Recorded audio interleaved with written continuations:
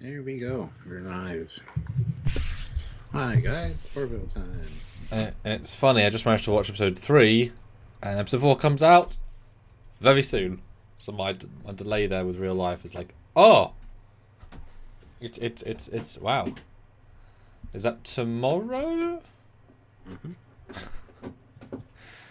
Is that out tomorrow or come? Or yeah. Guess I have to be. I think it's Kenobi's tomorrow. I think Orville's the same. Yeah. Kind of all gets lost a bit, and then we have Stranger Worlds episode 8. To which I've kind of stopped watching the trailers, so I have zero idea what we're doing. I was more like, oh, what's gonna happen next week, and I'm just like, yep, it'll come out, and we'll watch it, and that's okay. Yeah. I know you've stopped that ages ago. Pretty much, yeah. Which makes sense. I mean, it's it's sad when there's even a slight reveal. So, like a unwanted one. But anyway, hello Stuart, welcome back. Hi. First 2 episodes. That's a lot we can talk about today. A lot to discuss, a lot to theorise on, and all the things we have yet to say. Obviously, you've done your first reaction reviews. You've done it for this episode, yes. Yes, I have. Yeah. But that was delayed from last week, or was that last week? No, it was last week. Okay. It was on time. Okay. Yeah. Mm-hmm. Yeah. I was kind of lost in trying to earn some money over the last 5 days, so I'm kind of, stuff's happened around me in a sense, which is fine. Yeah, it's too hot for not aircon. But yeah. Yeah. Hi guys. Hopefully we got a good amount of Orville supporters in here that'll help out. Yeah. Appreciate it. I'm going to start a poll as well. Go for it.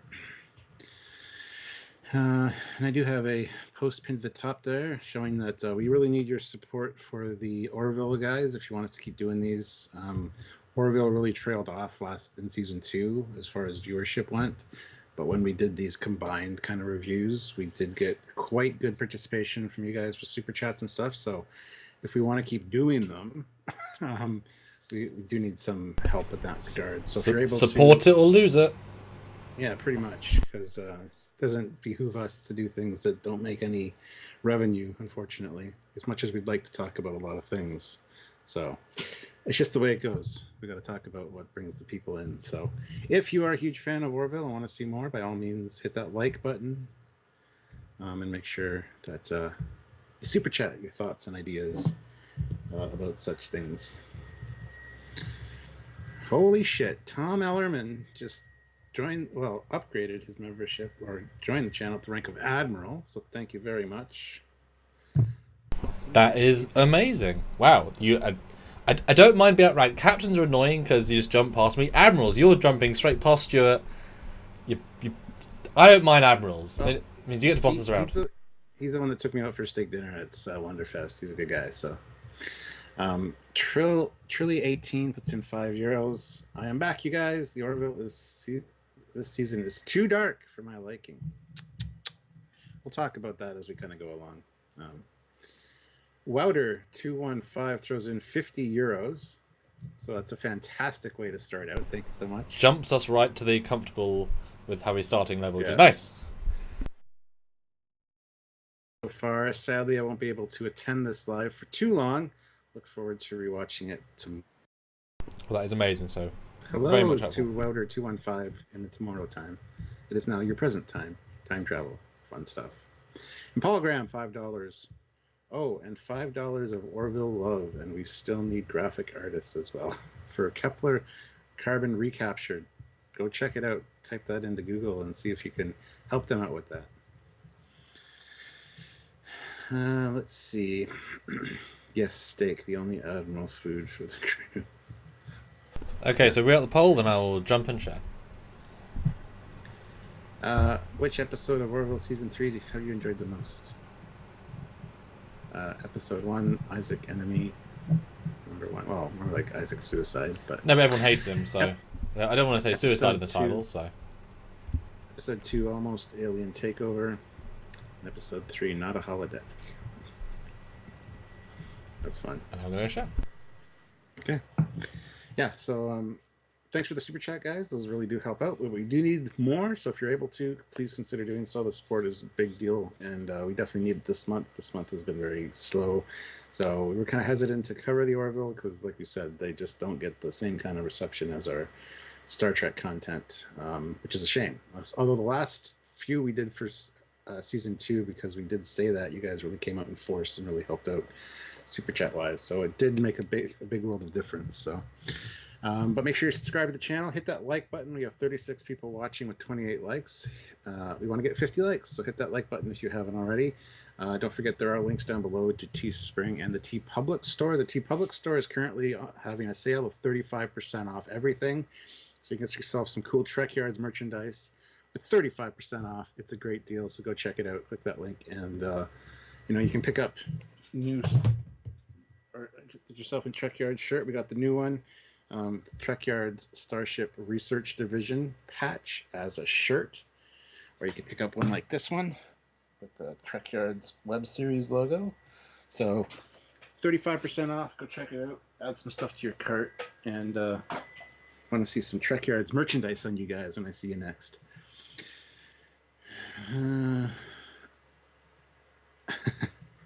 Well, there you go, Tom. Go have fun on your trip. Be safe. But yeah, so make sure you're subscribed. If you want to help us on a monthly basis, click that join button. Join the channel like Tom did. He joined at the rank of an admiral, but you can select any other rank to start with, and it's just like a monthly membership kind of subscription, which helps out both us financially, helps out our channel with the YouTube algorithm, shows you guys are engaged enough to want to be a member of the channel, things like that. So click that join button and see if you can help us out. And also don't forget, you can go over to Patreon/Trekyards to help us out there as well. Lots of great ways to help and support the channel. So, but don't forget that TeePublic store right now, 35% off. I think it lasts like a week. So today's first day, go grab some stuff. And that is a hell of a deal, because those things are genuinely great quality. I want to get more things, but of my own art. It's the whole thing, but I definitely want to use them for future stuff. Yeah. Mark Lawrence, $21. Thank you so much. Boom. Maybe this super chat will make it through. It did. Have you been trying and they haven't been working? Oh, he needed to restart his app. Super chats aren't finishing, he said. Okay, well that worked. Trout Bum Wombat, $5. Love Orville content. Good to hear. All right, cool. Well, doing well so far. You guys are putting your voice out there. That is nice to hear. And vote in the poll. I'm really interested in what guys is your favourite of the 3 episodes so far. I'm super interested. Yeah. So Stuart, hi. Yes. Off to a good start. Right. How would you summarise your vibe on the first 3 then? Well, I'm really enjoying them. I wasn't the biggest fan of the latest one, episode 3, Mortality Paradox. Wasn't the hugest fan of that one. And to be fair, I have only seen it once. I need to go back and rewatch it. However, it's good. It brings back all the Orville feels, more or less. There is some humor scattered throughout these few, but it's not overtly humorous like season 1 and 2 were. With, as everybody calls it, the toilet humor, which, whatever. I kind of missed that a little bit. However, I am really enjoying the visual effects and everything from this season. So keep it up, guys. I mean, it has very much Star Trek TNG vibes for me watching this show. I think that's the idea that Seth is going for. From the storytelling to the writing to the characterization to the just the costumes, the general look of everything. It has that TNG vibe, so it kind of fills that hole, you know. But yeah, so yeah, I've been really enjoying season 3 so far, and I'm looking forward. How many episodes are there this season? Do you even know? I think 10 is the new normal. 10, okay. How about you? What do you think of this season so far? Well, I mean, I think Strange Worlds is funnier. And when you can say that, that's not a particularly funny show, but it's more humorous. I mean, the Orville's is okay. You know, the 3 stories have all been sort of okay. I wouldn't call any of them overly memorable, overly well produced. You know, more from a story perspective. It'll all look beautiful. They've really upped their game there. But I can do great visual effects in the fan film world. But once you have the visual effects, the story is what matters and the characters. And especially the characters, I think, are being so forgotten about. I mean, what's Kelly done in 3 episodes? What's Borders done in 3 episodes? What's Lamar done in 3 episodes? Well, he had a spacewalk, hit a little bit. What's the Captain done in 3 episodes? I mean, there's been... unimpressed and unenthused. There's almost no character movement of any kind, and that's shocking, because I felt like we really knew these people in Season 1 and 2. These people could be anybody, almost. And this is where I felt like TNG worked better, because you liked all the characters, and while I like them all here, I'm thinking, well, why are they doing anything? Why aren't they being given the unique creative flair they all had in the early seasons? You could replace them all out with lots of random people, and it wouldn't affect the story in any way. Mm-hmm. You know, Ed could be any captain in this last episode, episode 3, and it would make no difference. The good thing for me is the length of the episodes, because they're generally over an hour long, which is nice. Yes, they're hitting 55, 60 minutes, almost to the T. Yeah. But the first episode's my favorite out of the 3 so far. It felt very TNG, like you could have replaced Isaac with Data. You can see, like, LaForge running down to engineering in his pajamas to do the thing. Like, it was an episode of TNG. So, I mean, yeah, I appreciate that they're a little bit longer, and I think the first one was over an hour, actually. Yes, that one was, you're right. I think it was an hour and 9 minutes or something like that, but yeah, I'm enjoying it. It's just I don't think I enjoy it as much as Season 2, but I haven't gone back and watched Season 2 in quite a while, so there's that too, you know. Yeah, but you know, referring to TNG though, TNG is still better. You know, whenever you watch these episodes, think feels like TNG, and then it's like, well, TNG did it better. So then, what's the point as much? You know, Season 1 and 2, they kind of move their own story ahead. These first 3, like I say, could be just TNG episodes. Almost the point if they were TNG episodes. But TNG did it better 25 years ago, 30 years ago. So if that's what you take from it, what is it adding new? Like these episodes weren't sticking my brain particularly over. Pterodon, they got a new fighter. That's new. Well, it was in Season 2, but I mean, it was in Season 2, but the Pterodon was in Season 2. Yeah, it's the fighter that flies the big battle with the Kalon. They didn't have one, but there was loads in the battle. I was going to say, why were they testing it? Okay. Well, it's their one. And the new shuttles are great. They don't look like little guppies. Like, that's one thing I hated. I got the Eagle Moss shuttle from Season 1 and 2, and I just hate that shuttle design. The new shuttles look badass. They look more like Raptors from BSG, though. Yeah. Yeah. But this last episode, the integration of CG to real prop was flawless. Because they did a lot of landing and taking off, just flawless. Beautiful, beautiful stuff.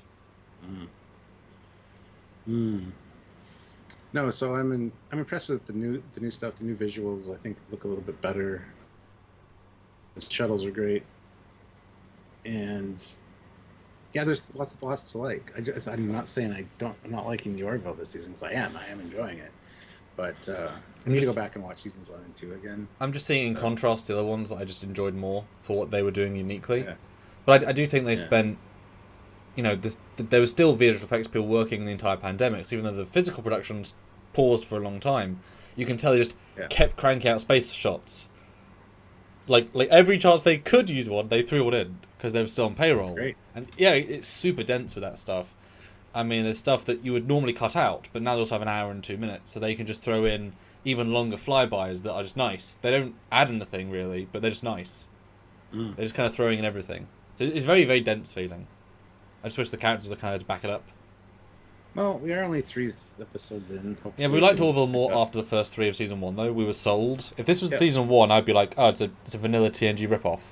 This wouldn't sell... I mean, it's not trying to sell you, it's Season 3, but compared to Season 1, that sold me that you liked all the characters you were in, you know?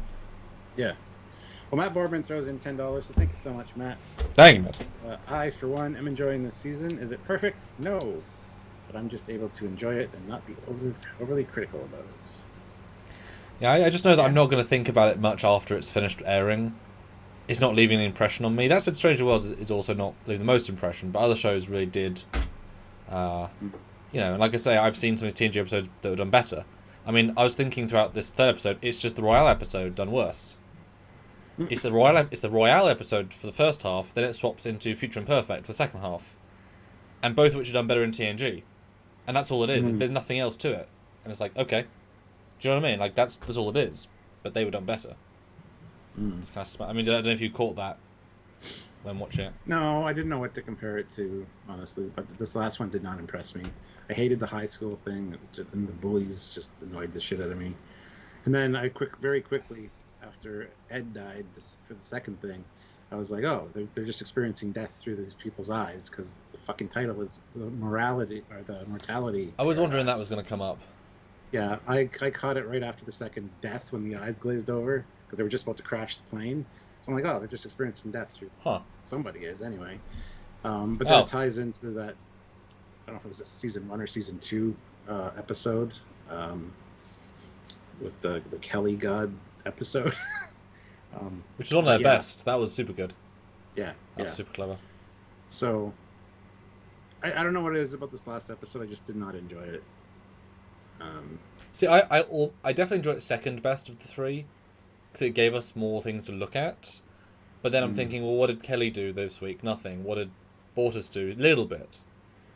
Like, if I was thinking, if this was the humour of season 1 and 2, they have so many funny, like, interesting jokes and homages and knowledge and winks in the audience, but they really just sort of walked around for a long time. I mean, I think you said to me beforehand, just felt like they're just walking aimlessly without purpose. Because they're being led the entire time, so they just sort of walk through the story without doing anything, really.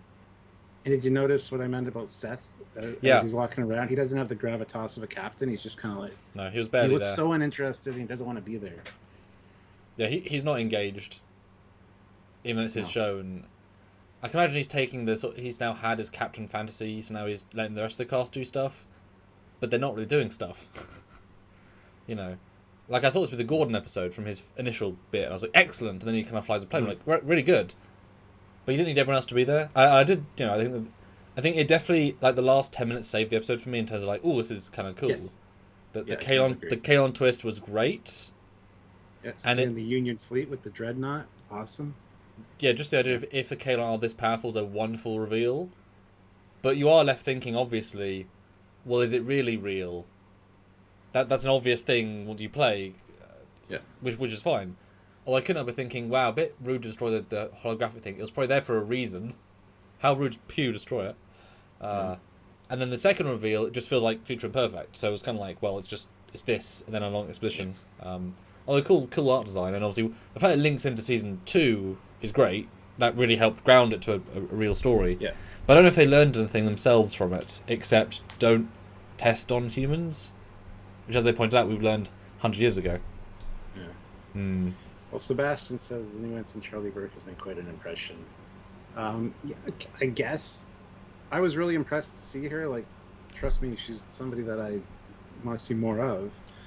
She's dating Seth MacFarlane. I think that's why she's on the show. Is she? Yeah, she is.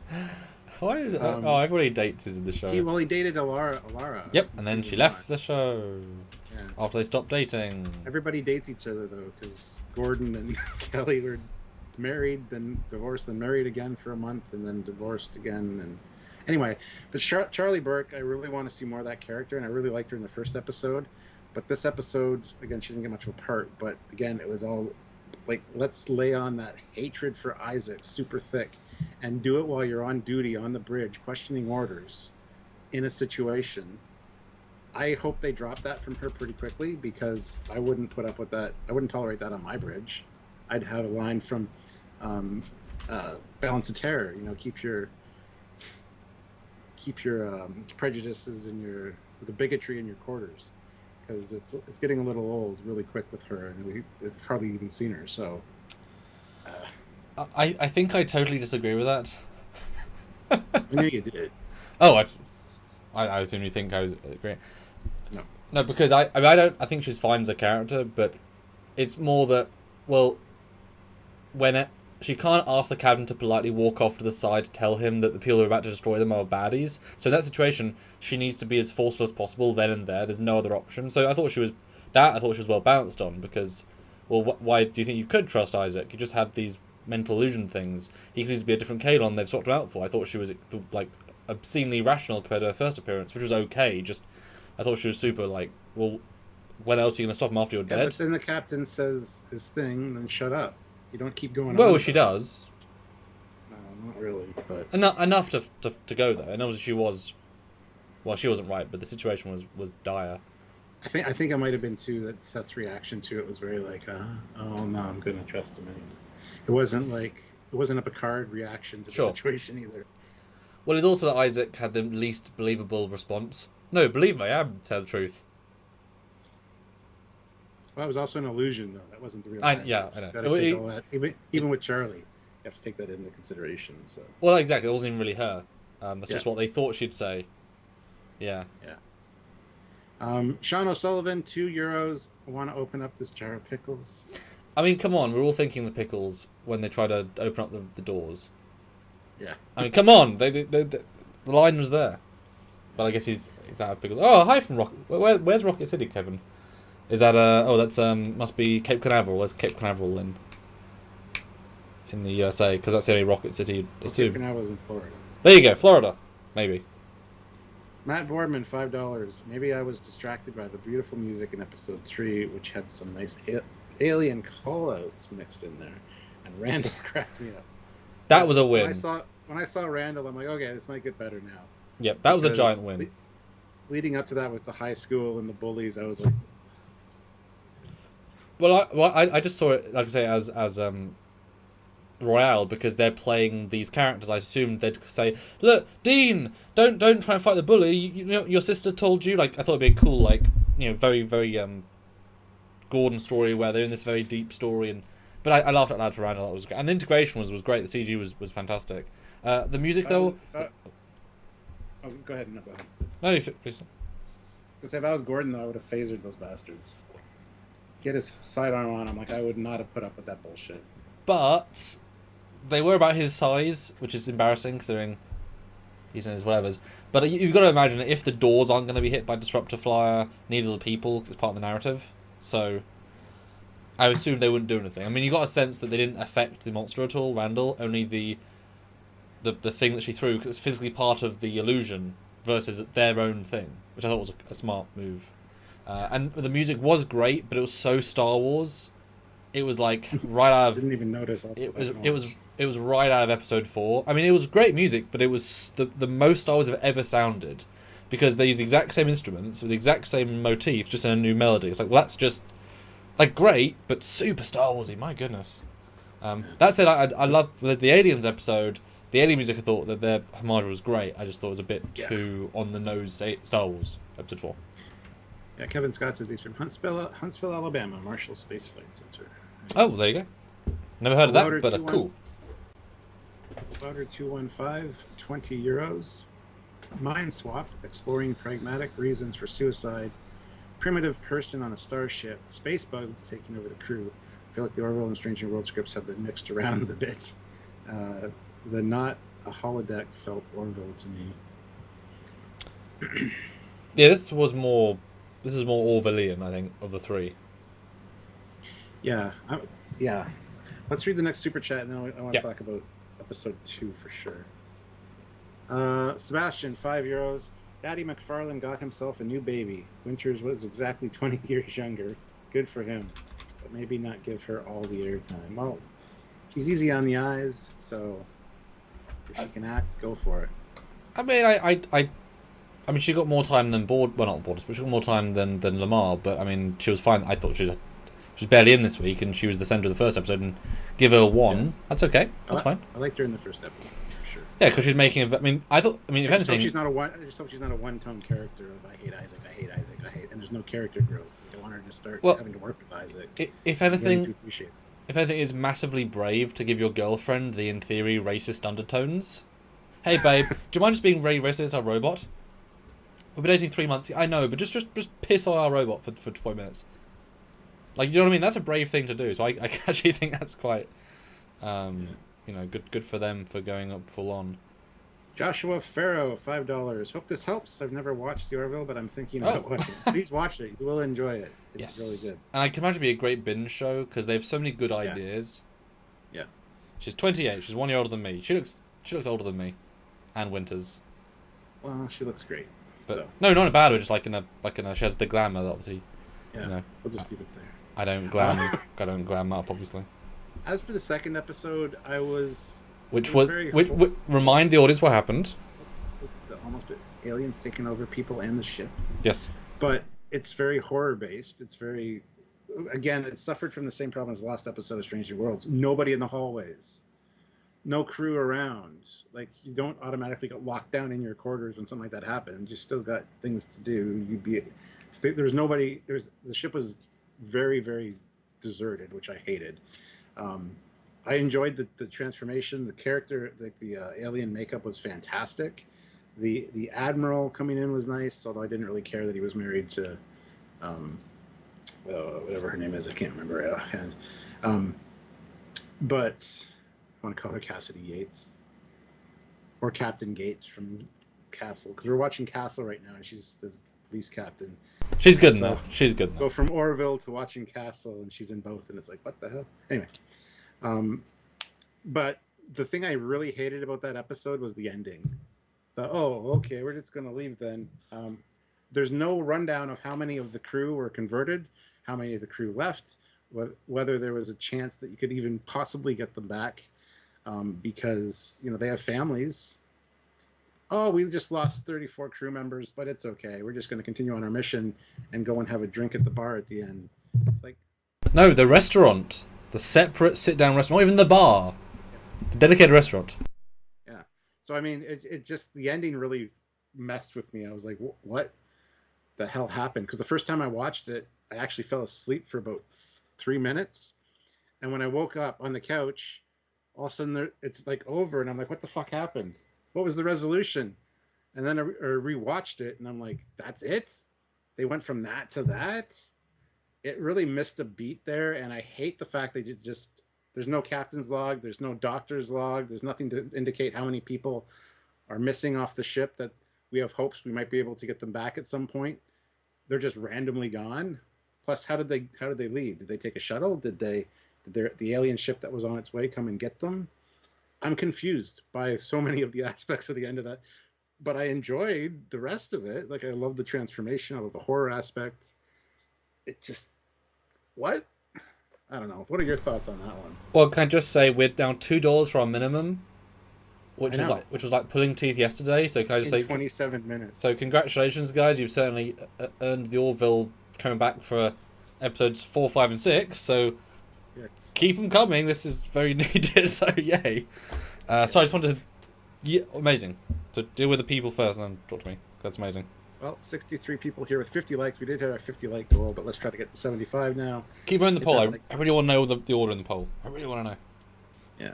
Going to read the super chats before you give your please take do. on this episode? Yep. But, okay. SPS Guru 2000, €10. Unfortunately, season 3 has been declining with every episode. 1 was good, but badly paced. 2 was full of stupid character decisions. And 3 was just really bad. Writing, production, quality, effects, all subpar. Oh. I disagree with that last statement. Yeah. I agree with a lot of the beginning of that, but... that is a fresh take to take for such a high super chat. So thanks, because it's amazing how, and this is not saying you hate it, but if we were a hater channel, people would super chat a lot to put their hate views in, and so and love equals a little bit less than that. So we've never done that because we don't like that, but we've missed out on lots of bank from not going one way or the other. But I can't imagine being a political channel. It just has to just harp on about all the political stuff all the time. It must get exhausting. And then you're known for something specifically, and then you've always got to be on that side. Even they might, can't imagine. Just be yourself and be true. My goodness. Yeah. Yeah. And thank God we're not that far from each other, because that would be a lot harder. Because we've had a lot of different shows where a lot of different things happen, and we pretty much stay on a similar path for most of it, which is pretty important given how much we do. So yay us. Well, Sebastian, €5. The no one in the hallways is all down to COVID rules. Apparently, they were limiting to 30 people on set, so we need to take that into account. Really? Okay, so explain to me then why you can't put 5 people in a hallway. Yes, we saw people walking by them earlier. There's activity in the hallways prior to that. But when they boarded the ship from the shuttle, just blank, scary, dark hallways. Yes, I get it, all the power was out, but there'd be people running around doing their jobs to try to fix things. You'd see people. Sorry, but that bugged me. And not just that, but this episode we had entire cafeterias and hallways filled with people. because we know this episode 3, was filmed before the pandemic. We know at least the first 3 to 4 were filmed pre-pandemic. Now, they might have shifted them, so episode 2 was actually meant to be later on, but we don't know that, so currently that would have been filmed early without pandemic conditions. Clearly episode 3 was, because that's huge. Maybe they did shift it so that all the lack of crew now from now on is they all turned into those aliens and left. That's why we have like 4 crew. They haven't bothered to restock, yeah. Yeah, episode 2 was a really odd one for me because I thoroughly enjoyed it and I stopped enjoying it at a certain point. Yeah.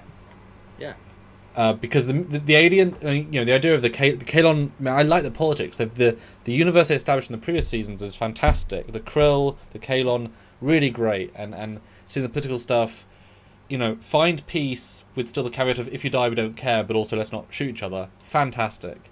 And they go to this new expanse, which very much felt like the Enterprise expanse, like that Dark Danger Demons. Fantastic, loved it, beautiful stuff, felt very true, both TNG but their own thing.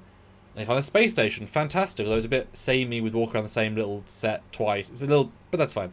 Limited budget, fine. Yeah. And they find a face hugger from a wall, like Stargate SG-1, the things that come out and grab your head. Like, it's almost the exact same vibe, but spits at you. It's like, okay, cool. And then it kind of... It didn't even spit at him, it just released like a few little... Sure, pores. Well, yeah, sure. But you heard a sound effect. Yeah. And at that point, it just slowed to a crawl, to an absolute crawl. Well, now we're here, the situation's set up. Let's spend the next 15 minutes, turn this guy into a creature, to then kill the entire crew, I guess. And then spend a very long time with guns that turn to be very effective, so the tension's gone when you realise, they can just kill them very easily.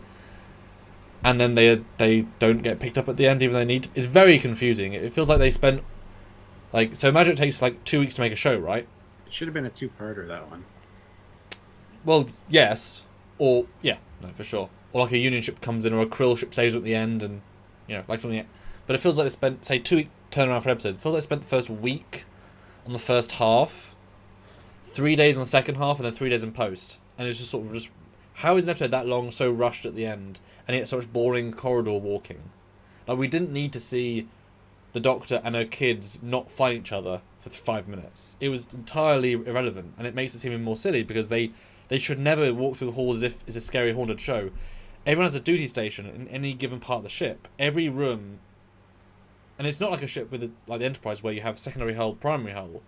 Everyone lives in the same zone. Everyone works in the same zone. There isn't 2 separate zones. So you can be confused to say, why is a saucer abandoned at Red Alert? Well, because they're all in all their workstations. This is the bit with the residential. But they were going in between actual locations where we would have people doing things, or security teams. And I know if it's a crew of, say, 300, you might only have 50 security officers, but everyone at that point should have a gun. They should grab a phaser and put it on a belt. And code rules or not, they need at least 5 times as many people to make it effective, and to show the fact they're getting massacred. All we needed, as soon as the power went out, we needed this montage of Guy massacring like 20 people, and then or even 5 people, or like 2 security teams, or maybe they kill 3 people in 3 corridors, and then suddenly you see a group and they're killed by 3 aliens, and then it kind of escalates to 5 with 5, and now it's like clearly they're upping their numbers as the other crew's going down. Or even use a scanner and Ed say, Kelly, we've only got 82 people on board, but we have a crew of 260. That's what I'm telling you, Kelly. Huge disconnect, and you can't feel tension if you don't know the stakes, because the entire time you're thinking, well, if the guns work, security team will grab the guns instantly, and they're now roaming the hall, and they weren't that effective as killing machines to take them out without. Yeah, it was weird. Or have a sick bay full of people. Sick bay was only... Yeah, where's the nurses? They went to sick bay, where was her entire medical staff? Where was the entire engineering staff in engineering? I think we do something vaguely for once. It was very odd. If now that the Admiral did use his codes to shut down the power, if they had included a line that he shut down, like he locked them in, exactly. It's all you need. Some kind of Admiral override to lock deadlocked down. Yeah, that would be perfect. And that one line, it would have been weird. If anything, it would have made it more scary, because then you have a scene where an officer's in their room like, what's going on? And then a grate opens and they get pulled out. And it's like, we lost almost all of our crew.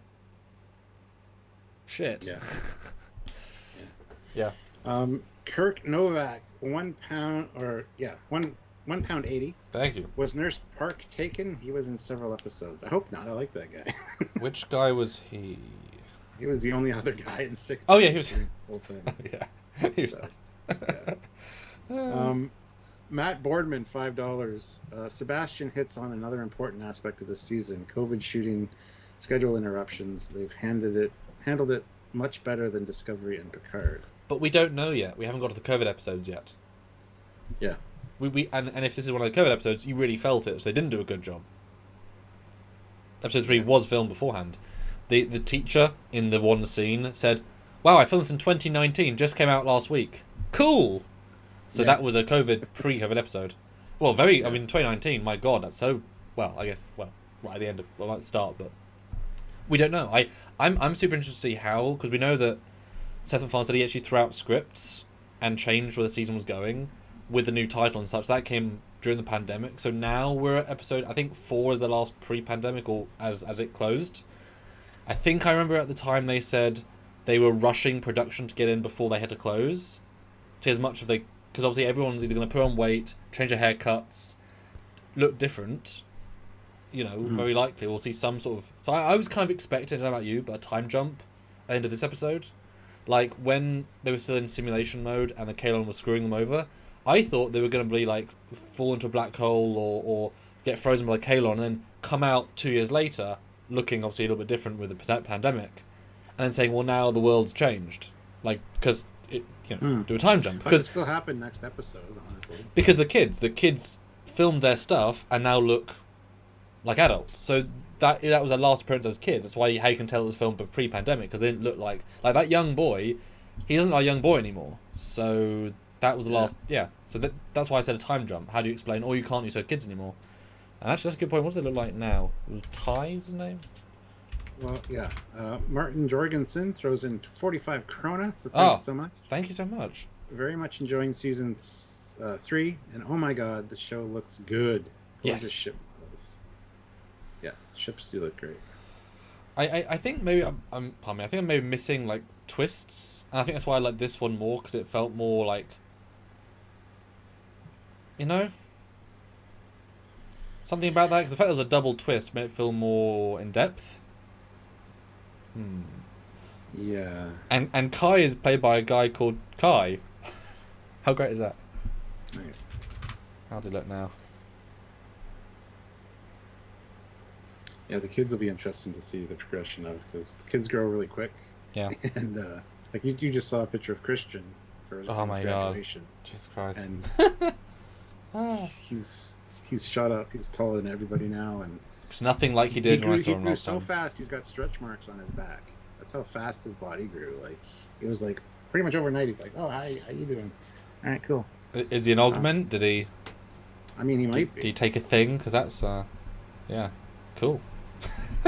So yeah, it'll be interesting to see how they do the time progression thing. Like, I'm super excited to see the pandemic conditions version of filming. Like, how do they? Because surely if they can't do big scale, they have to do small character stuff.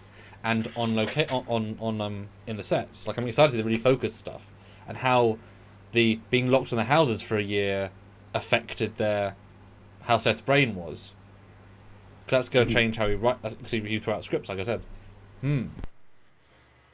Yeah, I mean, there's still a little bit of humor going on with it that wouldn't be in Star Trek, like the whole I'm trying to get the power cell out. Well, if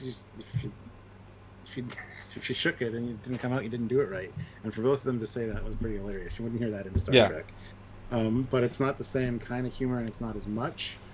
I'd still like a little more humor sprinkled in here and there. But I mean, would it be fair to say, in the pantheon of the makeup of the season, it's 10% humor? That might be a little high so far. Oh, okay. I thought 7%. Probably a 7% solution of humor. Sherlock Holmes fans will get that. Whereas I think season 1 was like 45%. I'd say. Like a lot of humor. Season 2 probably like 25. Yeah, season 1, like the first episode was like too much humor. Yeah. It was just at that line where it was a little too much, and then they scaled it back pretty quickly, but it's still. Yeah. Mark Lawrence, $5.01. You are a little shy with the ship porn, right? And it's a really good looking ship. Yeah. I mean, I think in episode 1 they had too many flybys because they were just like, we'll do another one, another one, another one. And it's just like, yes, this design, it looks great.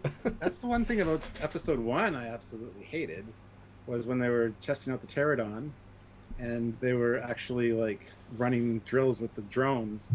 They're firing at drones around a space station and the ship and like weaving in and out of stuff. And yeah, they could have been weapons on minimum power, whatever. But the drones, when they exploded, still exploded with like shrapnel and debris. I think there's probably test ranges for that. I don't think flying. Would you see that in Star Trek? Them flying around inside space dock, shooting, weaving in and out between ships? No, you wouldn't. That bugged me a little bit with that first episode, but it was pretty fun, I guess. But I mean, I feel like the explosions were set to low as well. yes, okay, that's fair.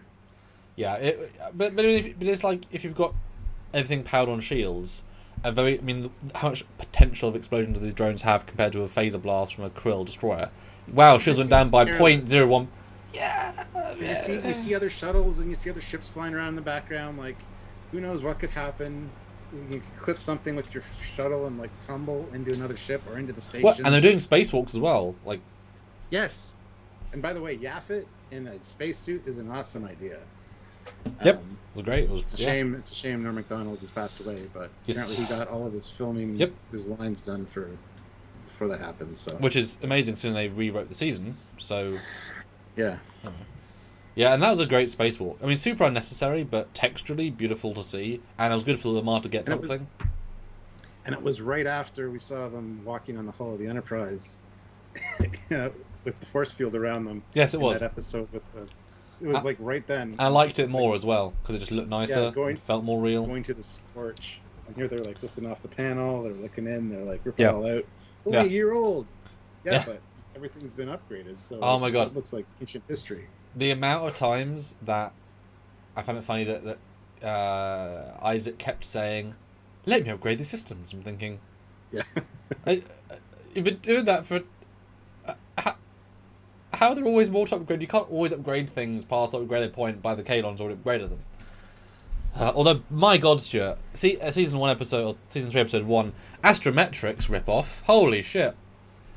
I mean, it's the same damn table, they just don't have that second level. Oh, yeah. I mean, it's so the Astrometrics lab is even almost called it. I mean, there are beautiful homages, but they threw out sets as like, have a set, but also let's make this set from Star Trek, let's make this set from Star Trek, and it's like, wow. The briefing room is cut and paste the TNG. They just put the monitor on the other wall. and one thing, I love those scenes, like Lamar standing there, you see Geordi standing there, it's the same thing, explaining things. But the one thing I don't like about Orville is the computer displays. They're so cluttered with everything. There's just boxes everywhere, there's things going on. And like the one thing we're supposed to focus on is in the middle box, or maybe off to the side a little bit. And yeah, it's viewable, but there's so much other randomness going on. Yes, Elcar's had numbers scrolling. It had, this shit going on at the top. But it's crisp, it's clean. I'm sorry, but Orville just is way too cluttered. And I love computer displays. I love the colors of the Orville displays, but there's just too much going on at every station. It's just a little much. Yeah, when you get almost perfection, it's really hard to see anything after that, and that's why TNG, one of the reasons it stuck such a landing. It was lightning in a bottle in thousands of ways. That's why it is amazing. And yes, the Elcars are superb in TNG, and they're fine in Orville, but you're not gonna think much of them after the fact, and that's okay. It's okay. Yeah. Speaking of, like our Orville Elcars we got around us here, isn't that great? It is. Tim Davis, great graphics guy. He did all these things in the pandemic. Got to support him during that hard time, and he did all these stuff for us. And we've got a whole plethora of wonderful displays done. Hi, Jason. How you doing? Oh, Stuart, did you see? Just reminded me that they Paramount Plus became public in the UK, yes. And I could have gone down to the Blue Carpet event, But there are rail strikes today, so traveling the country Oh. is exceptionally annoying right now. And you had to book times, and they only had early times, so I'd have to do it alone because I would have had Marie go, but anything obviously after work was booked. And there's things that popped up, and in theory you could meet Sylvester Stallone, but obviously at a certain time they didn't tell us when, so you kind of had to be there. And Sneaker's in London right now, and so is Kate. So I almost thought, is it worth going? But then by myself, just sort of wandering isn't very exciting, especially with the heat and the queues and the it's like Brutally hot here today. And today and tomorrow we have heat warnings. Although I guess I could have expensed the train ticket to Trekyards because it is for work, so I guess the price wouldn't have been. But I decided not to. But with the release of Paramount Plus in the UK, they did include, either intentionally or not, the first 4K release of First Contact went live on Paramount Plus. I believe in the entire world. It's a HDR, which means brighter brights, darker darks, 4K. And I did manage to watch part of it, and it's weird. In pictures, it looks less detailed than the Blu-ray, because the Blu-rays were over-sharpened to gain just natural detail lines, but it sort of did weird things to certain things. But the new 4K version, it feels less detailed, but when you watch it in motion, and I'm seeing this from a 4K monitor, I know what 4Ks look like, I have this as part of my psyche. The skin detail is beautiful. It's not quite as nice as Wrath of Khan, but that was filmed on film stock was the thing. First Contact was kind of a hybrid of, whatever.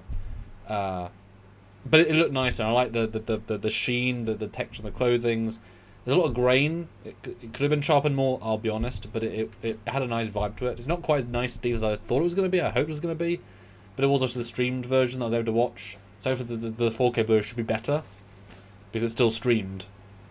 But so there we go, 4K First Contact, got on Paramount Plus now. The CGI will not be 4K because it's computer generated in 1080p 25 years ago, but the model should be recomposited properly. Although I did see, because a lot of the space battle at the start is CG, only the cube is really the only fully practical innovative CGI version of the cube. But the E is CGI for quite a lot of that. The Defiant is 100% CG. It's very good CG, but you could definitely see the difference now in 4K. Like, well, that's not quite as nice versus this, because in theory they put on the 4K board cube with a 1080 Defiant upscale, so you can sort of see the slight mismatch. And at one point, you know how Brent at the end has like his lost face. You can now see the slight raised line of the makeup going. It's very subtle, but you can now see the line. It's very subtle. So swelling. It's fine. Yeah. Sean O'Sullivan. Yeah. €2. Lots of crossover art staff. Drexler stolen. Yes. And Matt Boardman says, "Well, there is reasons for the graphics look the way they do, but I can't say it on the live stream." Damn. I was saying they look cluttered because they're going to be improved later. Or do they look cluttered because some other reason? I don't know. Why would you want them to look cluttered? I don't know. Yeah, I don't know. That's what I'm wondering. Yeah. It's just busy. It's very busy. Well, you're also not like focusing on it ever. Like it's just sort of very much there in the background. I do. I look at. You're not meant to. Try to. Yeah, but I do. I'm one of those people that I love that kind of stuff. So no, I do too as well. But yeah. But yeah. So. No, but that first episode with the basically the Isaac suicide, that was like very, very well done. I really enjoyed that one. It was the best of the season so far for me, and I don't know. It just the problem I had with it was I was constantly overlaying TNG stuff over top of the characters because it definitely could have been Data. It could have been Geordi. It could have been, Ensign Rowe as Charlie. Ooh. Like, come on now. Mm-hmm. So, but that being said, I think that's why I also liked it, and why it was really good for me, because it had the same kind of writing, the same kind of feel as a TNG episode like that would have, and it's very deep, serious story elements and social commentary. I think they handled it very well. The whole discussion of at the end, you don't know what people are going to think in a month from now. You know, when you're in that deep dark state, you can't see past that, and you can't see how things might change for the better for you or for others. I love that. Like, it was such a good episode for somebody that's dealing with like suicidal thoughts or whatever. So that was a great episode all around, in my opinion. Plus, got lots of shit porn in that one. So, I mean, yeah, you wonder where the extra 20 minutes of screen time went into yeah. that. And it actually felt like 2 episodes. You had the shakedown cruise, Yeah. and then everything else. And I got to the 40-minute mark, and I'm thinking, that was an entire episode. We haven't necessarily started the story yet. We're just kind of going through. At what point did you get it was going to be a suicide allegory, and then obviously literal, but like a suicide message episode?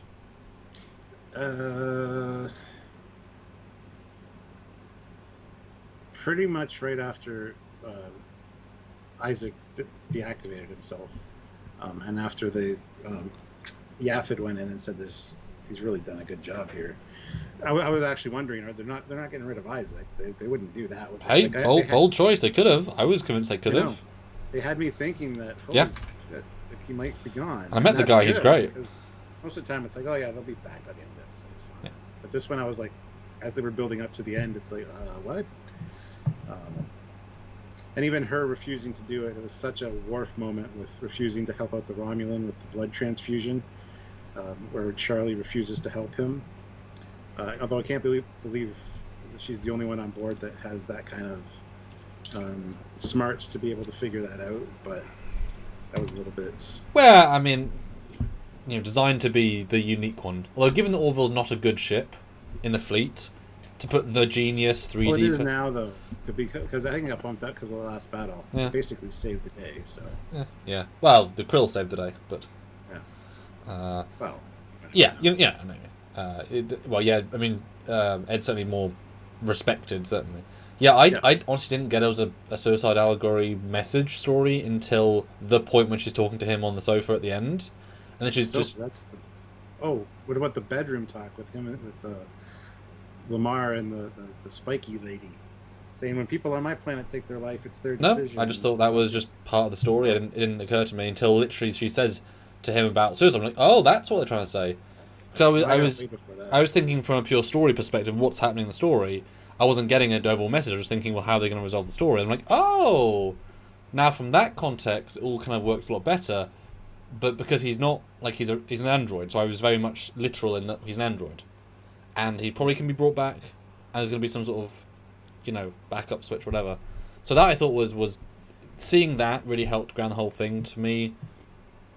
Well, actually, I think that's interesting because just like this episode where the end twists help a ton, episode 2, it doesn't have a twist at the end. It has a jump cut to now everything's fine after should be the calamitous ending. Yeah. So it's actually missing the thing that ties it all together entirely. And tone, I mean, God, that scene is so tone deaf.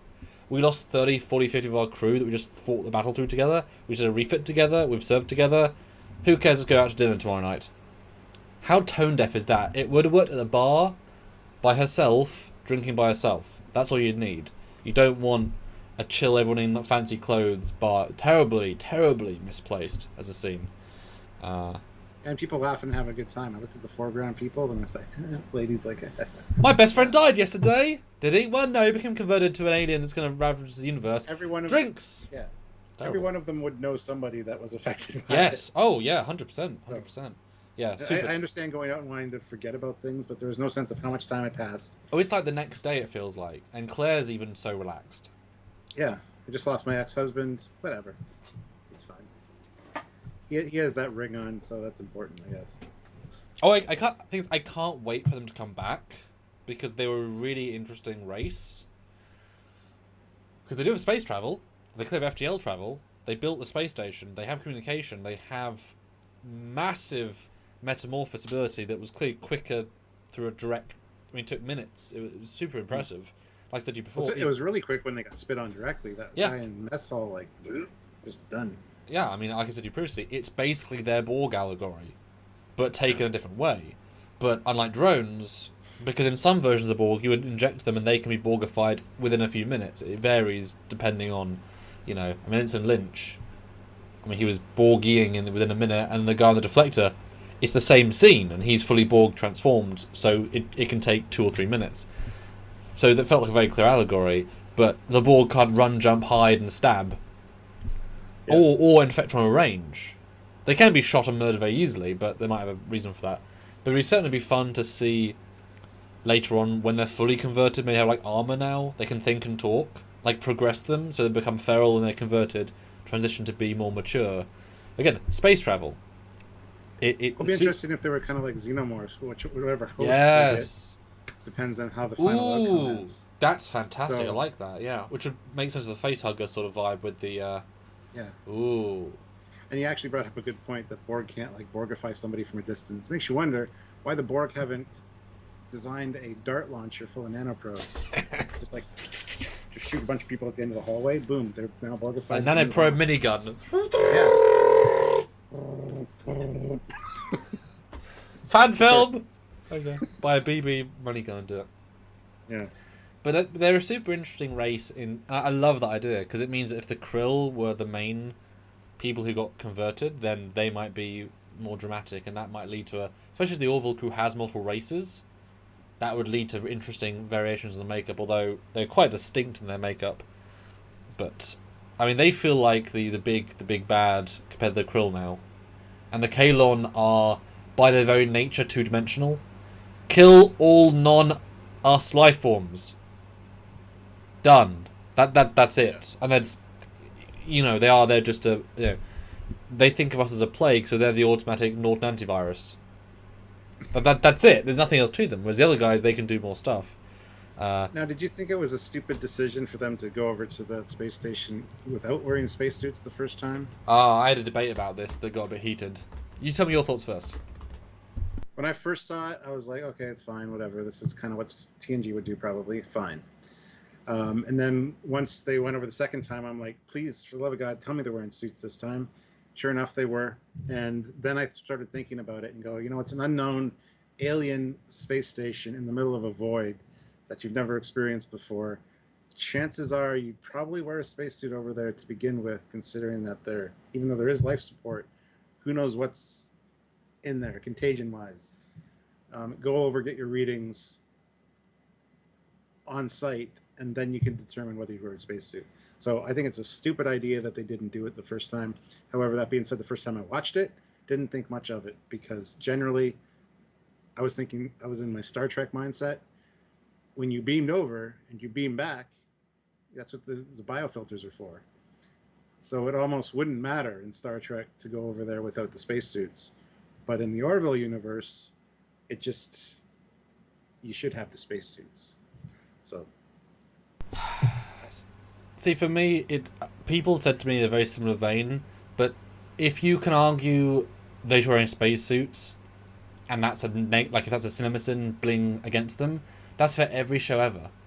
It's an unfair standard. Yeah. They get a free pass because everyone does it.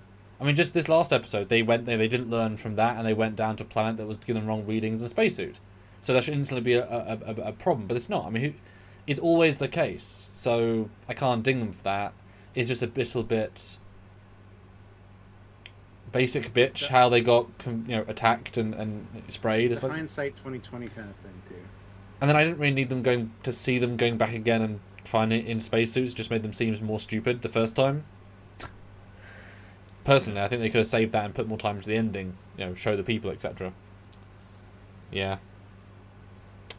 Alright, so let's finish the poll up and get a new one going. So I asked you all, which episode do you enjoy the most? Very interesting results. They seem to back up what you said, Stuart. 48% think the first episode is the best, with 28% this episode, and 24% episode 2. Thoughts? Yeah, my version is episode 1's the best, episode 2's second best, and episode 3 is third best. But that's me. Like I said, I've only watched the third episode once. I need to go back and rewatch it because that always helps. But I was underwhelmed with the sets. As soon as I saw high school, I'm like, oh Christ, it's gonna be one of these. It felt like going back to Picard season 2. Unfortunately, it's like, you're really doing this. Using a modern day, just building. Awesome, good job, guys. Way to cheap out. but then it upgraded to the different ones, and it's fine. It got better as it went along, for sure. But yeah, that's. I hated the high school thing. I hated the trope of the bullies and all that. It just annoyed me.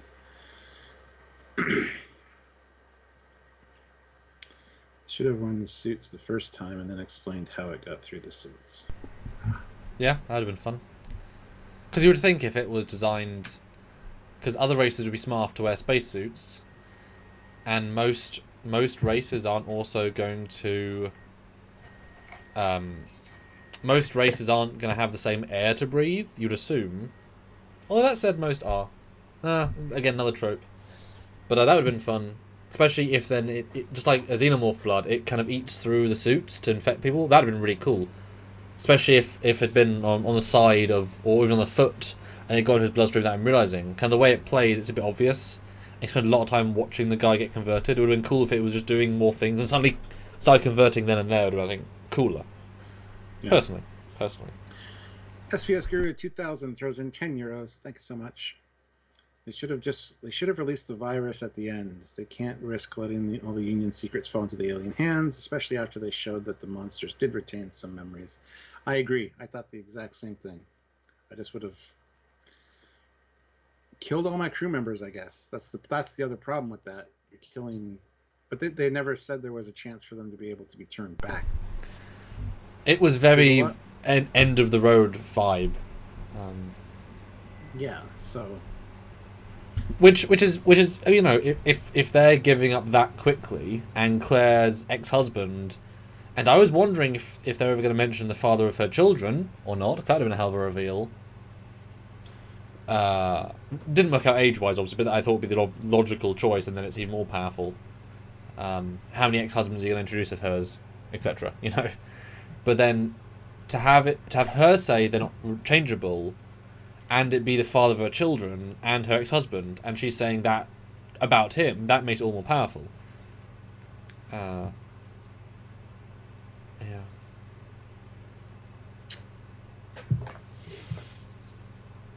And all it took was one alien not to go, and just wait in a duct and evolve so he could stop the things. Clearly, they could infect the crew very, very quickly, and it would be, you know, it's like a zombie infection. It would be very quick.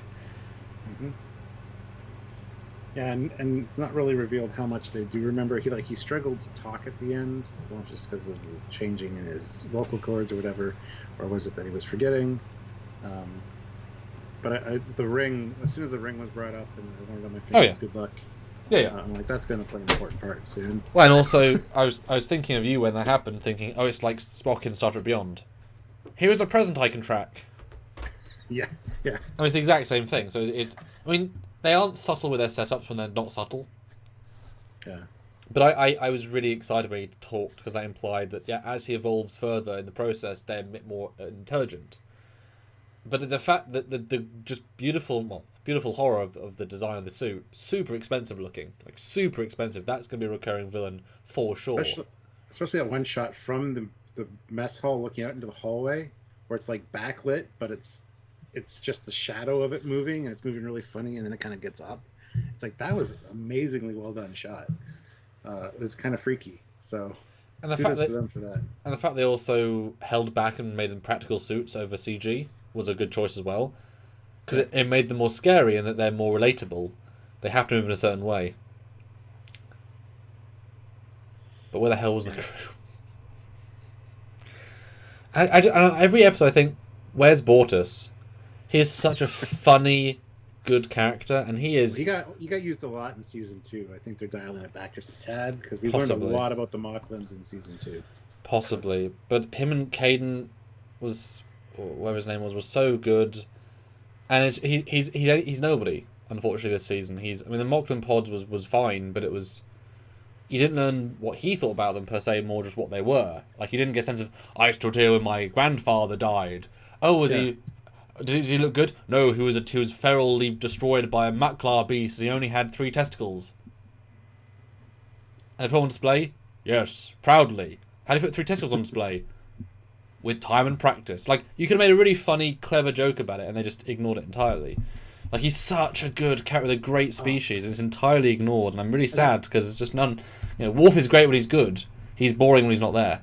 You know. That reminded me of another bit of humor that was in that last episode that I completely forgotten about, where Gordon whispers in his ear, and he's by the bad girl table. You have a 5-head. So there is still humor. That was good. There's still humor. It's just really been dialed back, and it's not the same kind of Seth MacFarlane kind of humor. So it's also just not as funny either, because when you have more jokes, the hit and miss rate is different. Yeah. Yeah. And Genesism puts in $5. It's already been hinted that Claire's children didn't have a father. In season 1, Isaac is asking about it when they're headed to the family vacation. They have to have a father, but they didn't have the father with them. He was never part of their lives. Yeah. But yeah. But it's another, avenue. Given her family is so important, and although wasn't it nice to not have Claire be the centre for a third week in a row?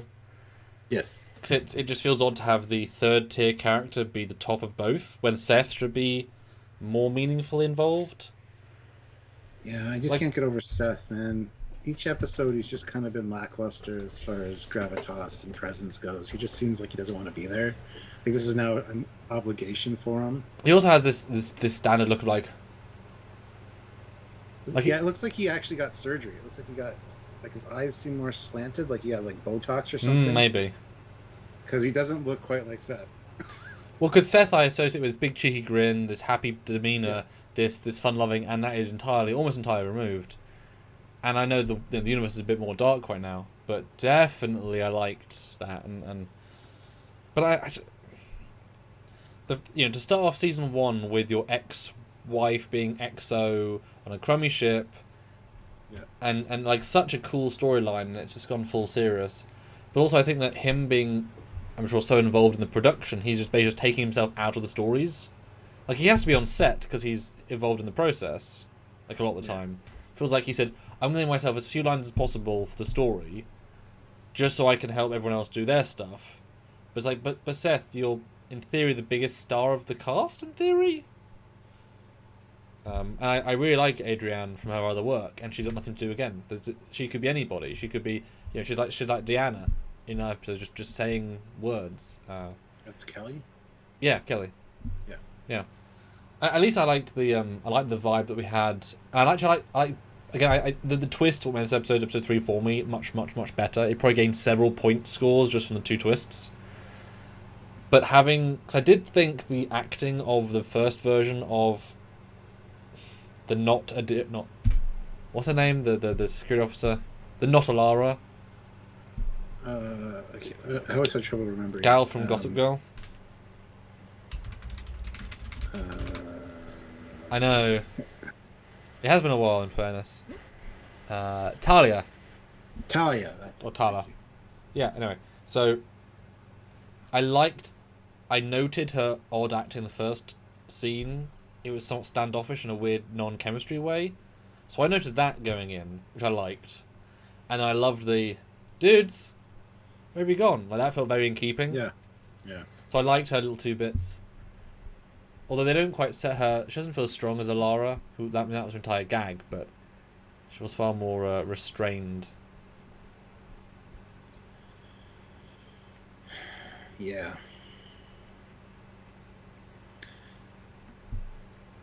Yeah, I don't know. I'm sure we're going to see more of Bortus and Kelly. Like, they're going to have more centric episodes, I'm sure, coming out. But I'm sure we're going to get another Charlie Burke episode.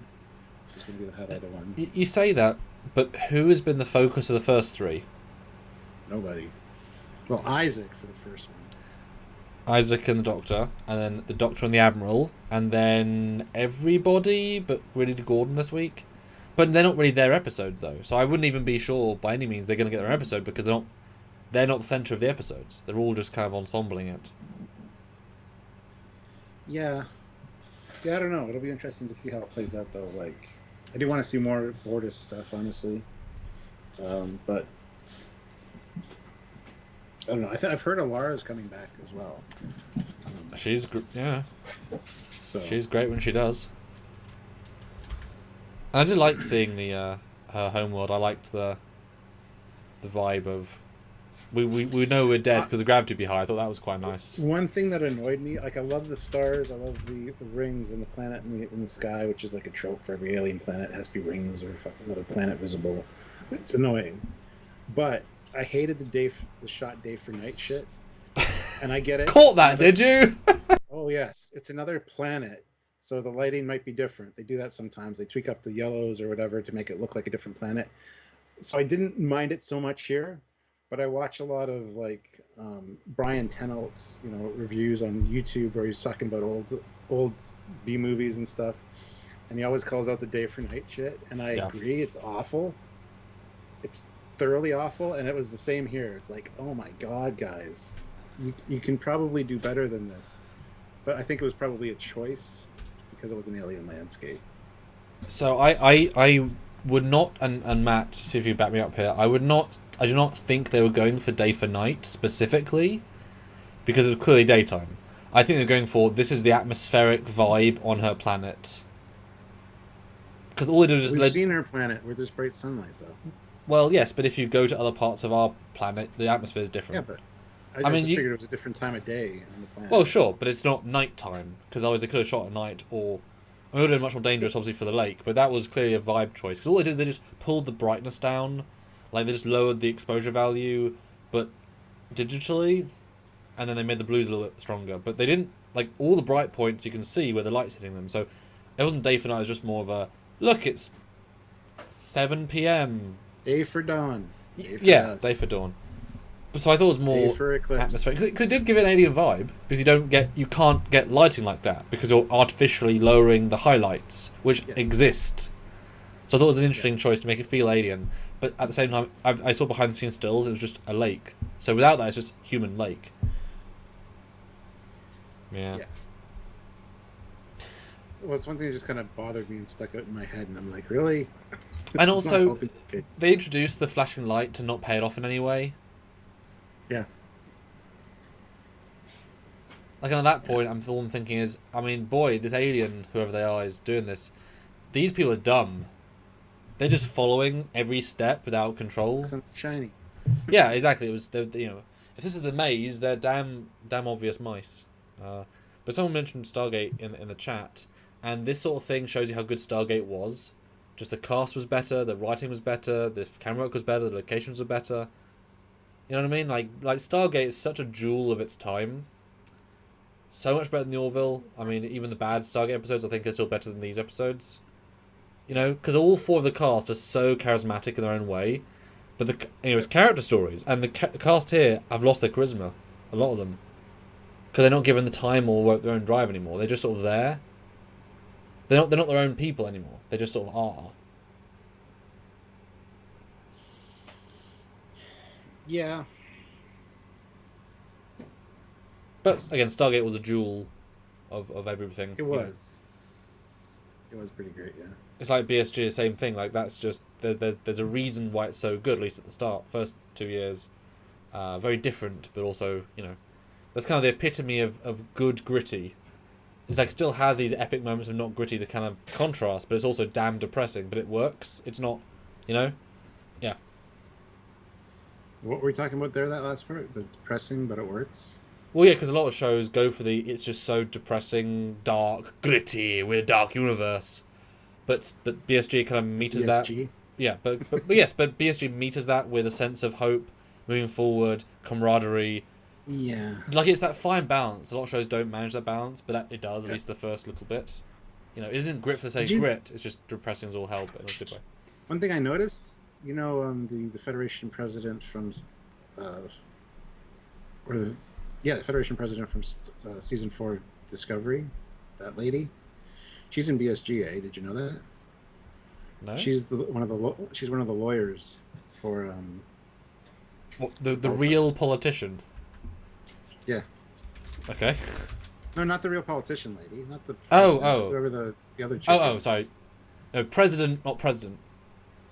Sure. Federation president. I recognized her. She was quite a bit younger then, but... Yeah, it was 20 years ago. Laura Rillick, who was okay. I can't visualize, and and I know a lot of. That's awesome. Let me see. I mean, 25 years. I'm allowed to not remember them after that much. Yes, well, she doesn't have a big role, but. Oh, fair enough. I knew you did just watch it. Anyway. Oh yeah. Yeah. Tiny. She looks a lot different, but. God, she's so young. Not. Yeah. It's the exact same face, but young. Wow, that's crazy. The first thing I ever saw her in was Man in the High Castle. She plays the wife of one of the head Nazi guys. Great, and, good. Yeah, so. And since then, I've been seeing her in everything. She just keeps showing up. That's hilarious. She was in Hell on Wheels. She's in Discovery. Yeah. She was in BSG. Yeah, I mean, there's only one still. If you search on BSG, so she's in it so infrequently. But yeah, exactly the same face and yet so much younger. Wow. Yeah. Cool. Yeah. Hey, I thought I'd point that out. I was going to point out the night I was watching, but I forgot to get a picture of the screen. And then well, that is the slight genius of these sort of shows, especially Vancouver shows, that if you then go back and watch them, you'll see people from the past. Like, we were watching a random movie from the 80s, 90s, 80s, and there was a henchman, a Robocop. One of the henchmen is Ray Parks, who then became a big actor. It's like, he's just henchman. No, I don't know, different Ray. No, not Ray Parks, but it's a different Ray, but he became a well-known actor in loads of things. He's got a very distinct voice. He was brought on for the Star Trek Pike fan film because he was like, ooh, big name guy. He's just Thug number 3 in RoboCop. We've been watching Murdoch Mysteries too, and like Detmer's showed up in it. Bryce has showed up in it. He had more speaking lines in the Murdoch episode than he did in all of 4 seasons of Discovery. Oh. But I mean, yeah, because Toronto, right? It's all filmed in Toronto, so it's all the Toronto actors. It's just cool seeing them show up in different stuff. That's all. And that'll be, when you go back far enough, it's all Ray Wise. There you go, Ray Wise. Like, he's really well known Ray Wise, and he's just a guy. Yeah. Matt Boardman, $10. Oh, perspectives are so interesting. SG1 season 1 was like paint drying to me, and I almost didn't watch anymore based on that. Thankfully, the season finale and season 2 opener saved it for me. Yeah, seasons. Enjoyed SG. Yeah, season 1's the weakest season, but still like an easy 7 out of 10, like 6 or 7. It's still better than the worst of TNG easily. Like, it's still good. And then season 2, I always say season 1, season 2 of SG1 has the biggest jump in any show ever, from like a solid 6 to like an 8.5. It's like, damn, the hell, they just take speed. It just keeps getting better after that. It's shockingly good, and the only thing that dates it is the monitors, because the CG is still good, the cast are fantastic, the camera work is still great. Obviously, I wish it was in HD to properly appreciate it, but fine. But it doesn't date. It's really surprisingly good. I mean, with like Babylon 5, the set design's really cheap. Like, it works, but it's really cheap. So it kind of dates itself by its cheapness. But it's, once you get into it, you kind of, although season 1 is not very good at that by itself. SVS Guru 2000 throws in €20. Thank you so much. Amazing. Even though I asked for it, removing humor was a mistake. It makes it, at least you can admit that. It makes it grating when characters make dumb mistakes, which would be fine if you played it for laughs. Yeah. Characters now feel like comedy characters, not allowed to be in a comedy. That's a really great assessment. Yeah, that is very good. Like I said, there is still the odd humor here, which would not be found in Star Trek. Like, if you wiggle it and it doesn't come out the first time, you're doing it wrong. You can't see another Starfleet officer. Well, you can see Riker maybe saying that to somebody. Geordie to Data. Yeah, I suppose. Kim to 7 of 9. Okay, Trip put it that way. Trip to T'Pol. Yeah. I mean, but on the end spectrum. The 5-head thing was. 5-head thing? Yeah. Oh yeah. Yeah, it was just at that point where I don't think that would work. Yeah. But yeah. No, for sure. But like I was thinking, why did Ramsey? Why did Gordon walk off and not notice they went in? Like, you're not going to miss that. You're stuck on an alien planet, tension. You're not going to ignore people opening a door, going through, hearing them talk. But if he had walked up saying, "Guys, I got turned around. Every corridor's the same." Ha! Because we only have one corridor set. Like, make a joke out of it. Make it funny. Yeah. Yeah. But Matt, they're all so different as well. Different eras, different costume design, different characters, noteworthy, interesting characters. Links to the Gould. It's not always Jack either. It's sometimes Sam and sometimes O'Neill. Lots of chemistry stuff with the past and great villains, and Hathal's amazing. And I think what he's saying is it isn't necessarily. I know you love SG1, but I don't think not everybody's the exact same. no, sure. I think that's what he's trying to. Yeah. But that's quite a surface level reading, because each episode is very unique in its own way as well. And they put a lot of mind into the art design in that show. It is a great show.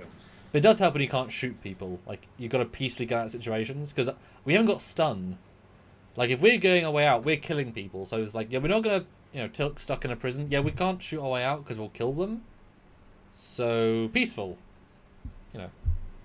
Even the military officers, which makes it even more interesting. Like, Star Trek has the excuse of, well, we're not military. Yeah, those guys are.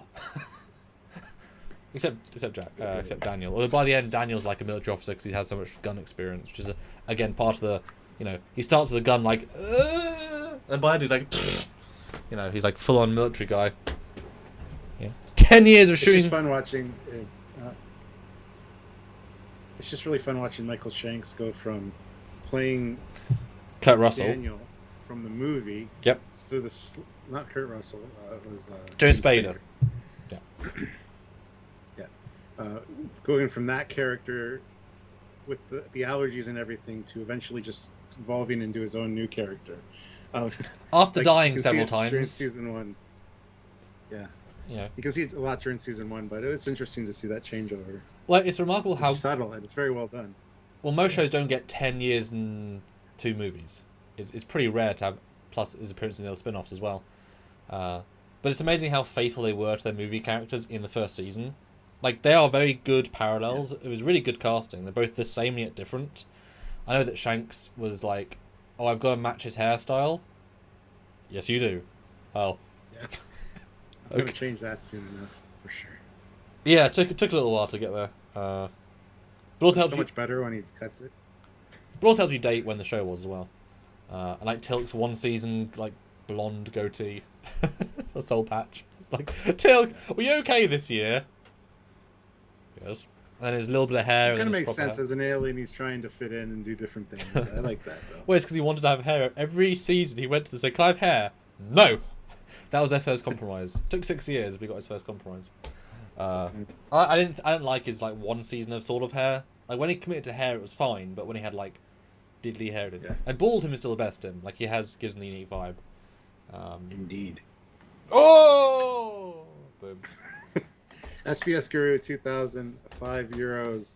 Daniel essentially turned into Jack. O'Neill was a bad influence. Yes, he did kind of turn into a Jack O'Neill, didn't he? Well, they were sort of symbiotically friends. Like they really like Jack became a lot more smart's the wrong word, but a lot more open to the world because of Daniel, and Daniel became a lot more capable because of Jack. I mean, those four really like. God, that would be a good review series, wouldn't it, Stuart? Just going through Stargate. It would be. I'd love to do episode by episode of that. That'd be fun. Someday, we'll be doing this for the next 50 years of our fucking lives, so we'll get to it. Not the worst job, Stuart. When you guys support us, as you are today, it's going great. It's going great. Would you guys want to see SG1 reviews? Let us know. Yeah, vote in the chat right now. Yes or no. And obviously, would you super chat as well for your thoughts and comments? Do a poll. Okay. Okay. Okay. Read it out, Stuart. Saying, which are you enjoying more so far? Strange New World Season 1 or Orville Season 3? With 52% saying Orville Season 3. There you go. 48% Strange New World. Very close, which is good. I expected that. But yeah, I'll end that poll and I'll make up a new poll. I thought Stuart would. I thought Stranger Worlds would beat that happily. Yeah. Cool. We got a lot of Orville fans, as everything here is indicating. So we'll be reviewing all the episodes, but we'll do them in chunks like this. Yes, which is great because there's because obviously there isn't the overall canon to pull from, but there is enough story when you go through. And I'm it's fun in a batch. I do think they're going to get better and better. I think this was their rocky point of trying to work out where they're going, and when they start getting into more Krill stuff, that I'm really looking forward to. bringing back the new whatever they were called from episode 2. Stories of the characters, like you said. But the next episode, they're going to the Krill homeworld, apparently, and that sounds... I mean, like I said, I really like the Krill. That's really exciting to me, so... Mm-hmm. Yeah, because they were kind of getting... I mean, it also been a long time since they filmed, and it makes sense that this is based on the logic from post-season 2, but now they've changed, they have different ideas, they add more scope. Yeah, it'll be a different show from now on, I think. So we're interested to see where they go. Mm-hmm. Oh, Devo77 is leaving. See you later, Devo. Thank you for joining us. There's a new poll up, so guys, go vote on that. Very simple one. And I can do them all in costume. Put on my SG1 greens and throw it. Because, boy, both me and Dad, at different points in our lives, have worn that as just our day wear. For whatever reason, we got in the zone. So I've worn that for like 6 months as just my jacket. They're really good jackets. We have high-end replicas. And they're really comfortable and really like padded and nice, and the one fits. Yeah, really, really good jackets. Sebastian says, "Mate, suggest you review 2 episodes at a time rather than 3. That we can actually remember the episodes." I can remember 3 episodes. Yeah, I mean the thing is, you throw out points and we can talk about them. You know, especially I just watched the 3rd one, but also they're quite easy to summarize as well.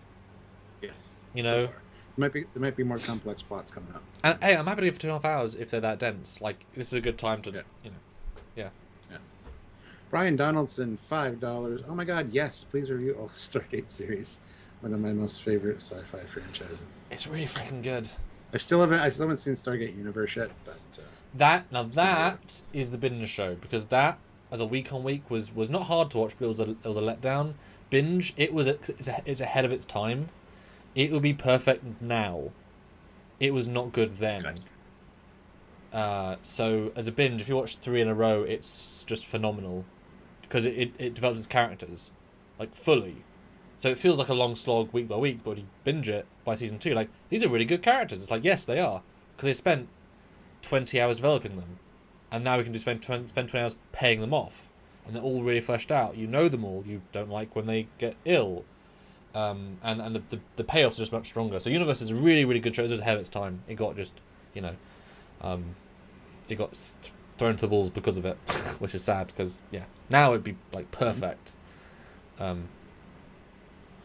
Mark Lawrence, $5.02. He keeps upping his amount by a cent, because I guess he keeps telling him that he's already bought this perk. But we need to get Sam in his Stargate uniform firing P90. Sent to Vegas.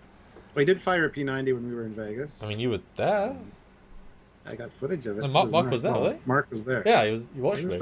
Yeah, but I think he wants to see the Stargate uniform. We have to pick a day that less people are there, because if you remember, there was a guy firing 50 cal, and every couple minutes, boom, the air just kind of resonated. That was a thing. Well, I don't just want to get all the cordite on my jacket, because, but that was fun. No, it's more authentic. Although, God, do you remember I bought a... I think I'm allowed to tell the story.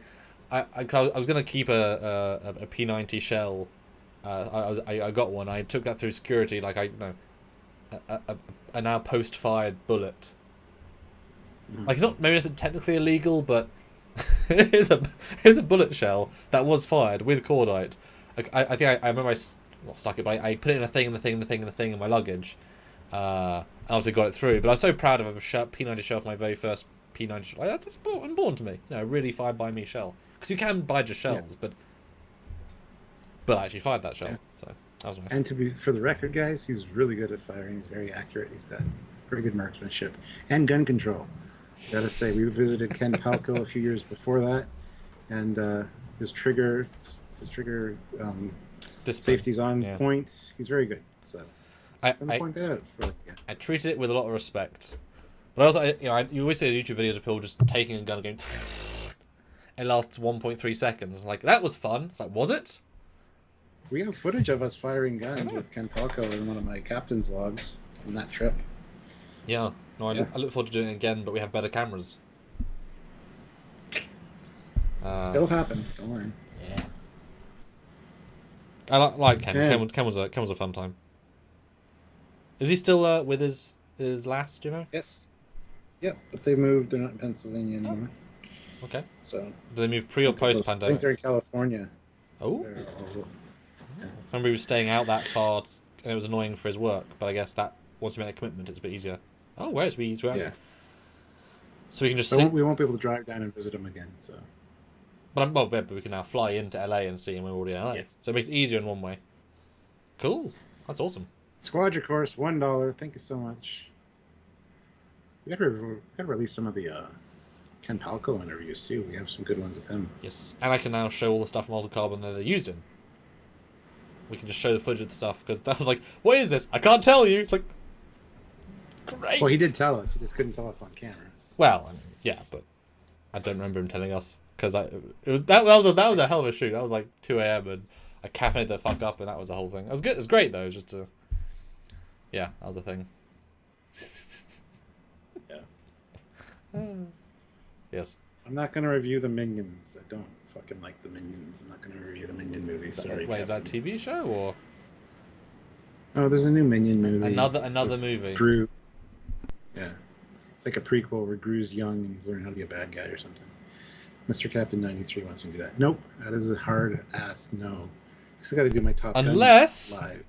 You put a $150 super chat. Nope. Nope. You have too much I pride? haven't watched any of the other movies. I don't want to brush up. I don't want to watch. That is true. You'd have to movie. do all the research. I'm to sorry. It, yeah. You're not Yes, sure. we do need to come back to LA. Yes, we do, Matt. We will. Yeah, we've got a long laundry list of things to do in LA. it's a pretty. But we had a donor for Trek Shorts fly in and help us on the Trek Short, the Convergence shoot, and now international flights are non-masked, so I can finally travel with a sense of without panic attacking. So that's now an option. I sort of took it out of my resume until that, because I just couldn't function if I had to do that. And besides, masks are just not a thing in the UK anymore. I mean, I know that in the US it's starting to some things happening again, but in the UK it's now been like weeks and there's no anything. I mean, we're past COVID to an nth degree. I mean, it's not even on people's minds anymore. Yeah, same here. Yeah. Same in the States. I was just down in the States, and a few people wear masks if they choose to, but most people don't.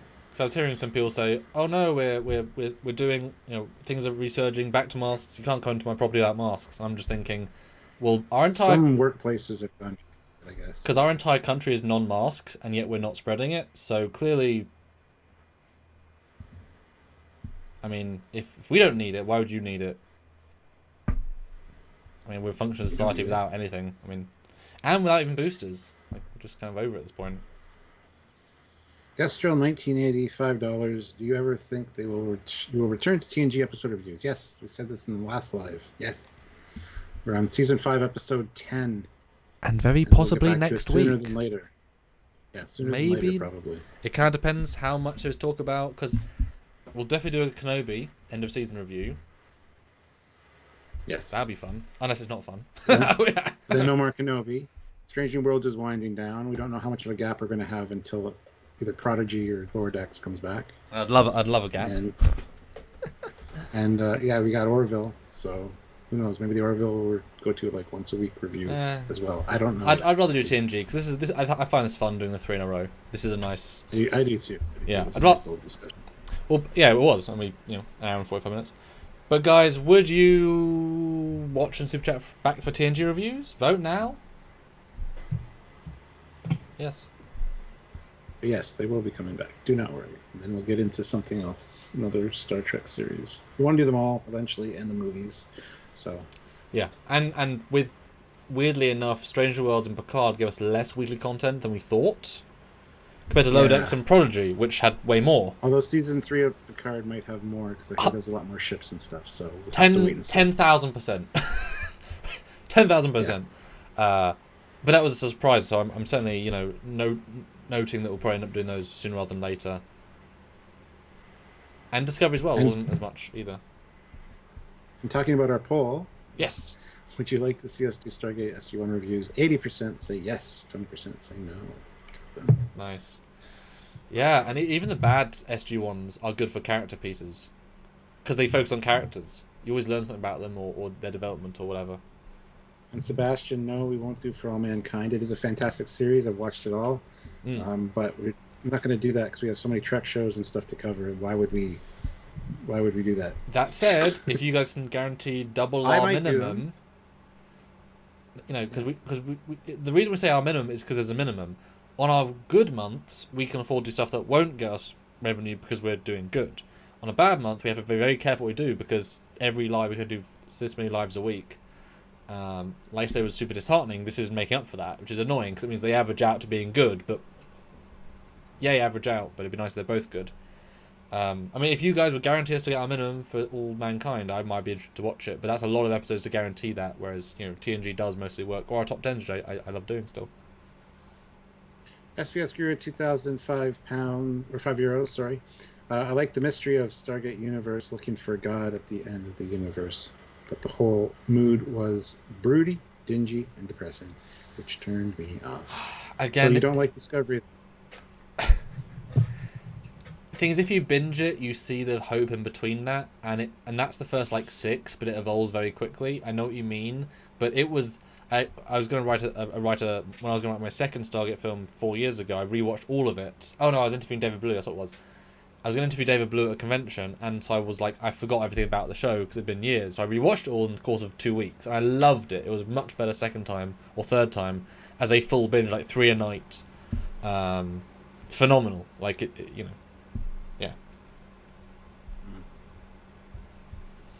Yeah, and don't spoil it.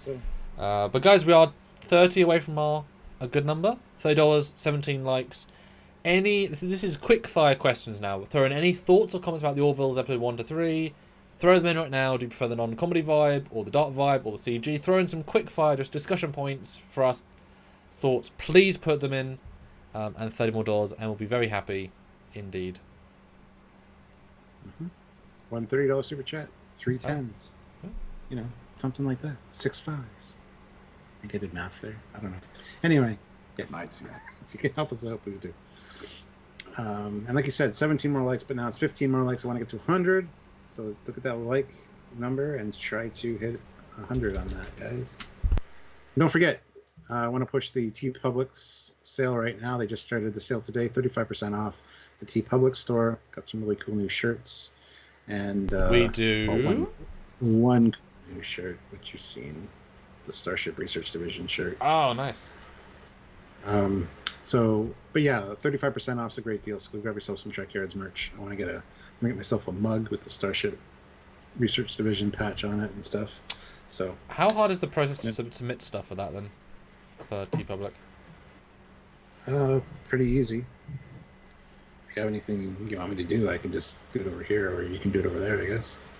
Cool. Squadron Course, $1. I think, yeah, it's a new one. Squadron Course, $1. Because we still have that last super chat slot available as well. Squadron Course just got the shirts from the last sale and loves them. That's good. I'm glad you got some Trekyards swag.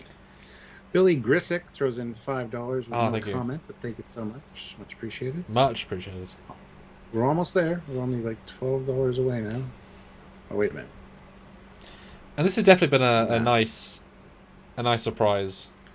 $22. Goddamn, $22 away.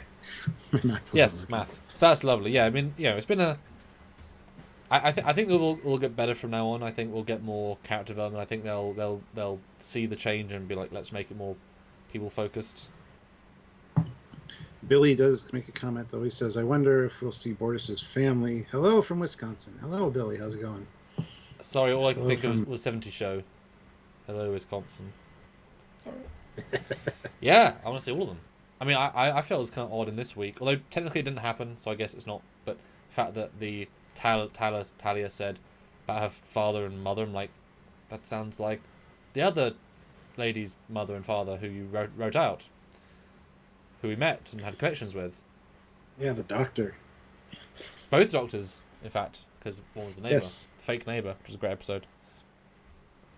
God, season 1, man, was so good. And Squadron Course has 4 Trekyard shirts now. You guys got to catch up to him. Go order some Trek. The sale's great, 35% off. Yeah, down there. And that is a rare high number. That is very, very good. Yeah. So you say it lasts for another week. Cool. I should probably get you shirt ideas because I really want to get some other shirts done.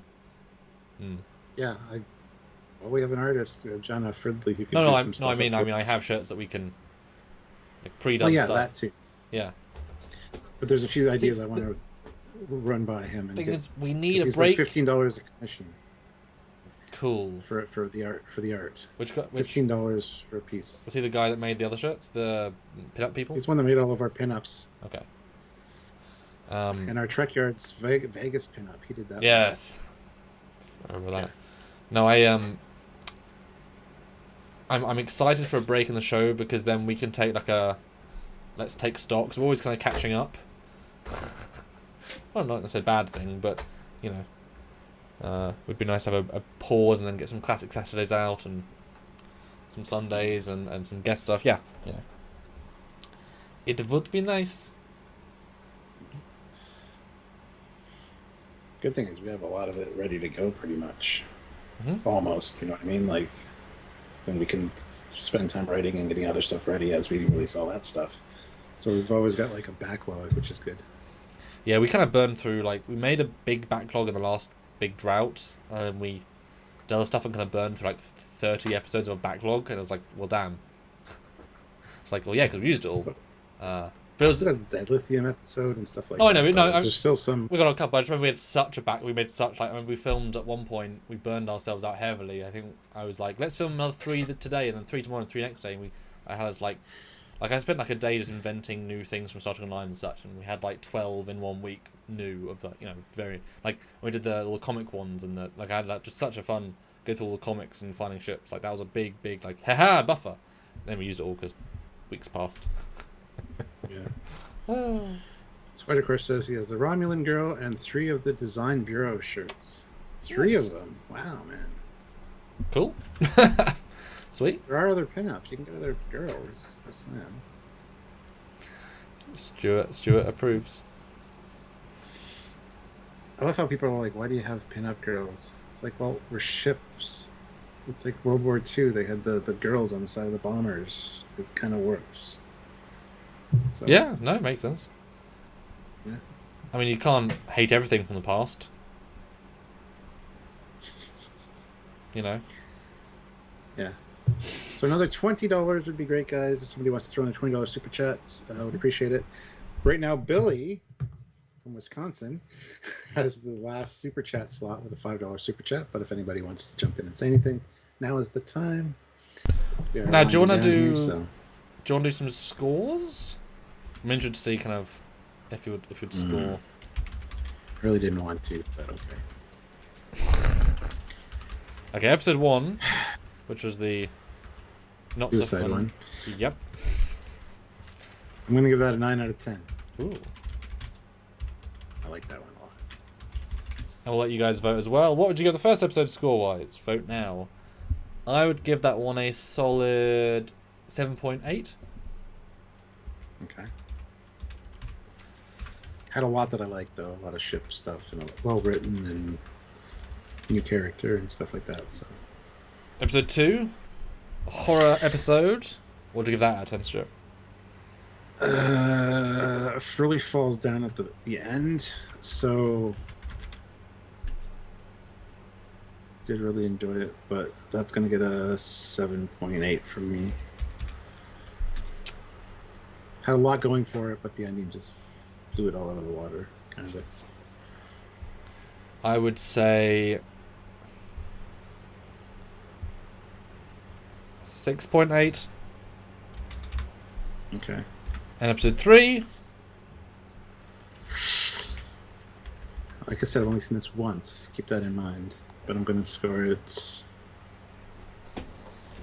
6.4. I really didn't enjoy that one for multiple reasons. The ending kind of tied it up together with another episode and brought it up a bit, but... And I'll give it a solid 7. Anyway, 7.1. I'll be generous, 7.1. Squadron Course throws in another $1 to snipe out Billy. Sebastian throws in €2 and says, what would Bortus's call sign be? Geloja. That's not even a question. Tish tosh. Maybe something little. Mustache man. No, his call sign would be call sign. Because he's not creative.